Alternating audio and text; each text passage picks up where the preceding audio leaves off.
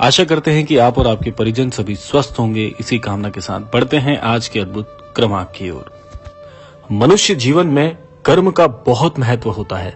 जब जीवन में अच्छे कर्म किए जाते हैं तो मन में एक आत्मविश्वास रहता है कि यह कर्म मैंने बहुत अच्छा किया है तो आने वाले जीवन में मुझे इसका बहुत अच्छा फल प्राप्त होगा, ऐसा एहसास आपके मन में होता है। लेकिन कई बार स्थिति ऐसे आ जाती है जीवन में कि कुछ बुरे कर्मों में भी हम संलिप्त हो जाते हैं और मन में एक भय बैठ जाता है कि ये बुरा कर्म मुझसे क्यों हो गया और जीवन में अब तो मेरे बुरे प्रभाव ही आने वाले हैं। तो उससे जो भय आपको सताता है वो भय इतना विकराल होता है कि आपका पूरा आत्मविश्वास ही डोल जाता है। तो आज के क्रमांक में हम आपको 3 ऐसे उपाय बताएंगे कि जिससे आपके जीवन में यदि भूलवश भी आपसे कोई गलती हो गई, कोई बुरे कर्म हो गए तो उनका निवारण हो जाएगा और जीवन में फिर आप कभी भी ऐसी गलती करने से स्वयं को रोकेंगे। तो आइए इसी क्रमांक पे बात कर लेते हैं और बढ़ते हैं इस आज के अद्भुत क्रमांक की ओर।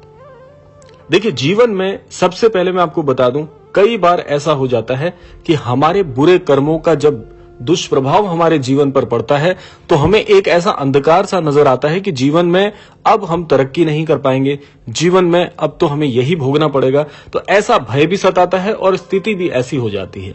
लेकिन मैं आपको बता दूं कि एक ऐसा अद्भुत नियम है जिसका अनुसरण आप करते हैं तो आपको इस दुष्प्रभाव से बचने का पूरा अनुभव भी होगा और साथ साथ कुछ सीखेंगे भी। अब वो उपाय क्या है? देखिए, उपाय बहुत सरल है कि आपको जीवन में एक बात मस्तिष्क में अपना लेनी है कि जिस व्यक्ति से भी आप मिलेंगे जीवन में, जो भी आपके समक्ष आएगा, उससे आपको केवल और केवल कृतज्ञता से पेश आना है, यानी कि उसको अपनी कृतज्ञता व्यक्त करनी है। अब आप कहेंगे कि कृतज्ञता से हमारे बुरे कर्म कैसे नष्ट होंगे, तो इसको उदाहरण स्वरूप में आप समझिए कि ईश्वर बहुत महान है। ईश्वर जब अपने भक्त को दर्शन देते हैं तो वो आपको कभी भी अपने असली वेश में दर्शन नहीं देंगे, वो किसी भी रूप में आपके समक्ष आ सकते हैं। अब आप सोचिए कि मान लीजिए अगर ईश्वर आपको एक छोटी सी चींटी के रूप में यदि दर्शन देने आते हैं तो क्या आप उनको पहचान पाएंगे? नहीं पहचान पाएंगे। या इसके अलावा किसी भी सूक्ष्म रूप में यदि आपको दर्शन देने आते हैं तो आपको कभी भी पता नहीं चलेगा कि ये परमेश्वर हैं। इसीलिए आपको कहा जाता है कि जीवन में इतना कृतज्ञ बनिए कि जो भी आपसे मिले सबसे पहले आप उनसे इस तरीके से पेश आएं कि आपका व्यवहार सबको पसंद आए, क्योंकि व्यवहार ही आपका परिचय है। यदि मान लीजिए आप अपने से किसी छोटे व्यक्ति के साथ बड़ी बुरी तरह से पेश आते हैं तो उसका भी पाप आपके जीवन में जुड़ जाता है। ये बहुत अजीब सी बात लगेगी आपको, लेकिन ये परम सत्य है, क्योंकि किसी का भी अनादर करना आपके जीवन पर सीधा प्रत्यक्ष बुरा प्रभाव डालता है। इसलिए जीवन का एक मूल मंत्र बना लीजिए कि चाहे आपसे कोई छोटा हो, चाहे आपसे कोई बड़ा हो, आपको अपनी विनम्रता नहीं खोनी है, कृतज्ञता नहीं खोनी है। और ये सृष्टि का नियम भी है, जितने ज्यादा कृतज्ञ आप होंगे जीवन में उतने बड़े चमत्कारों को आकर्षित करेंगे। तो इसीलिए जीवन में इस प्रभाव को जोड़ के देखिए, आपका जीवन पूरी तरह से बदल जाएगा। अब बात आती है कि इससे कर्मा पर कैसे आपके असर पड़ता है, कैसे इससे बुरे कर्म आपके खत्म होते हैं। पहली बात, आपको एक बात याद रखनी है कि जो भी बुरा समय आपके जीवन से बीत चुका है उस पर सोचकर परेशान मत होइए, क्योंकि उसको अब पीछे जाकर बदला नहीं जा सकता। लेकिन अब जो आप कर्म करने जा रहे हैं उन कर्मों का प्रभाव इतना प्रत्यक्ष होना चाहिए कि वो आपके द्वारा किए गए बुरे कर्मों को भी पूरी तरह से मिटा दे जीवन से। इसीलिए जीवन में आपके जितने अच्छे कर्म होंगे, जितनी ज्यादा गिनती अच्छे कर्मों की होगी, उतना जल्दी जीवन में आपके फिर से वो आत्मविश्वास लौट कर आएगा, उतना जल्दी आपके जीवन में दुष्प्रभाव खत्म होंगे, उतना ज्यादा आपके अंदर कृतज्ञता के भाव से आपको सीखने को मिलेगा। तो ये है पहला उपाय, इसको आप अपना के देखिए, बहुत प्रत्यक्ष इसका प्रभाव पड़ता है, जीवन बहुत जल्दी इससे बदलता है। बाकी के 2 उपाय और भी चमत्कारिक हैं। आइए बढ़ते हैं अगले दूसरे उपाय की ओर।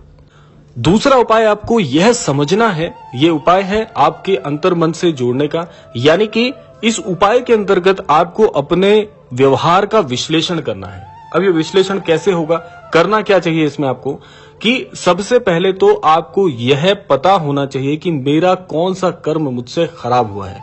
देखिए, बड़ी गलती यह नहीं है कि आपने कोई बुरा कर्म कर दिया, बड़ी गलती यह है कि उस बड़े कर्म को करने के बाद आपको यह तक नहीं पता कि आपने अच्छा किया या बुरा किया। इसलिए अपनी गलतियों से आपको पहले तो उनको पहचानना है, उनका विश्लेषण करना है और उन्हीं से सीखना है।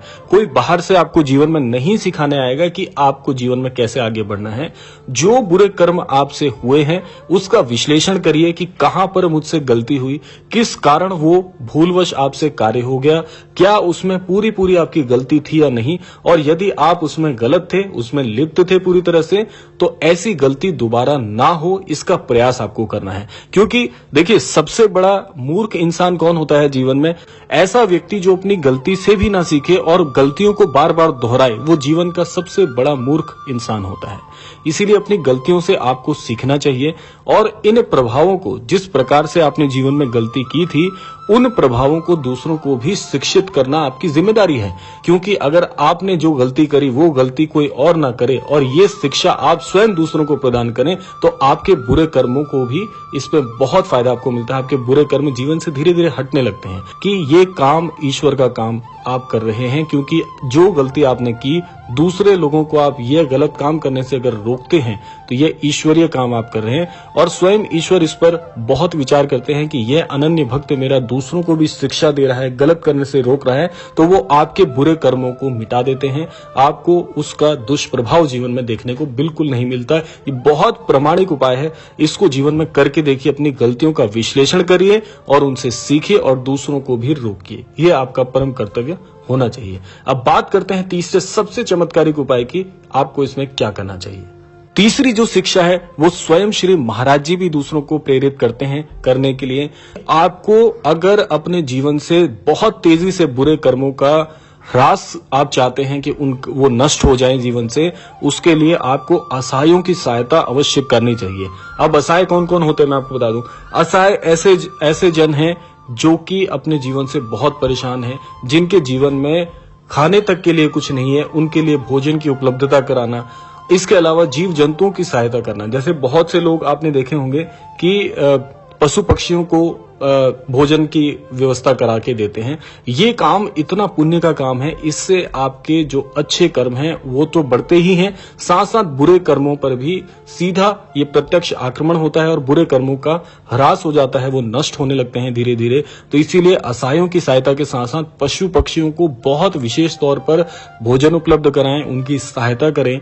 जीवन में बहुत कष्ट देखना पड़ता है, उनके लिए आप उपचार से संबंधित सहायता कर सकते हैं। देखिए, दान पुण्य के कार्य करना हमारे धर्मशास्त्रों में इसलिए भी जरूरी बताया गया है क्योंकि इससे आपके कर्म बहुत तीव्रता से अच्छे कर्मों का प्रभाव बढ़ता है, बुरे कर्म नष्ट होते हैं।